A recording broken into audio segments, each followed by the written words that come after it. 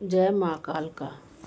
आज मैं आप सबके सामने एक ऐसी सच्चाई बताना चाहती हूँ जो कि आप समझेंगे कि माँ कालका के मंदिर में जो श्रद्धा भाव से जाएगा उसके हर बिगड़े काम बनेंगे। ये मेरे ऊपर बीती हुई एक सच्ची घटना है जो कि आज मैं आप सबको बताना चाहती हूँ। मैं दिल्ली की ही रहने वाली हूँ। दिल्ली शहर के एक गांव की एक लड़की हूँ। माँ कालका का मंदिर हमारे घर से ज़्यादा दूर नहीं है, लेकिन हमारा मकान जब बना, पता नहीं हम भूल गए या हमसे क्या परेशानी हुई या क्या हुआ वो हमें नहीं पता।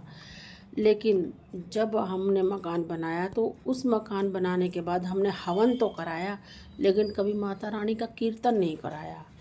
और कभी भी कोई पूजा पाठ तो करते थे, मंदिर जाते थे, नवरात्रों के व्रत रखते थे, सब कुछ करते थे, लेकिन माता रानी का कीर्तन कभी नहीं कराया अपना मकान बनने के बाद में। तो अचानक ही हमारे मकान के ऊपर एक ऐसा संकट आ गया कि मेरे मकान की जो नींव थी वो हिल गई। हमारे साथ में जो हमारे ताऊ जी के मकान था वो पुराना मकान था और उनकी दीवारें नहीं थी। हमारा तो नया बना था, हमारी अपनी दीवारें थी, लेकिन उनकी दीवारें नहीं थी। जब उन्होंने मकान तोड़ा तो पता नहीं क्या गलती उनकी थी कि हमारी थी, या माँ ने ही कुछ वो करना था, तो मेरा मकान झुक गया था। और रात दिन मेरा मकान झुकता था। ये लॉकडाउन के बाद की कहानी है। जब लॉकडाउन लगा तो उसके बाद ही मेरे घर की ये कहानी हो गई थी। तो लॉकडाउन में मेरा मकान पूरा खाली हो चुका था, किराएदार नहीं थे।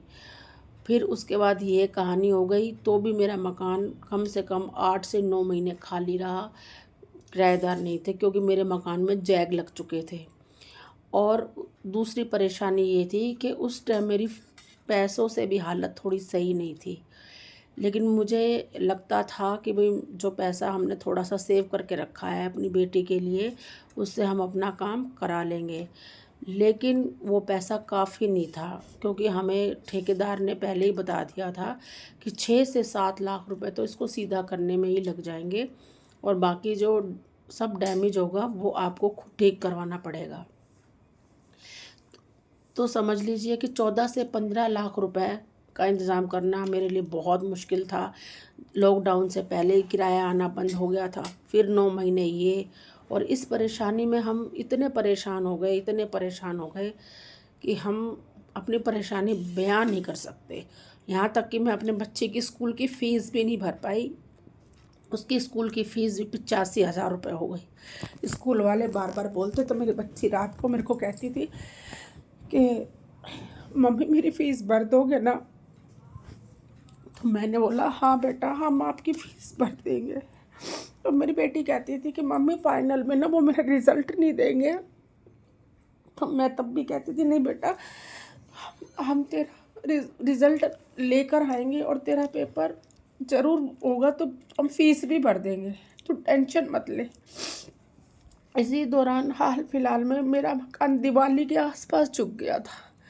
तो समझ लीजिए हमारी दिवाली उस ऐसी थी जैसे मेरी पागलों जैसी हालत हो गई थी। तो मेरी बच्ची कह रही, मम्मी आपको क्या हो गया, आप ऐसे क्यों हो गए हो?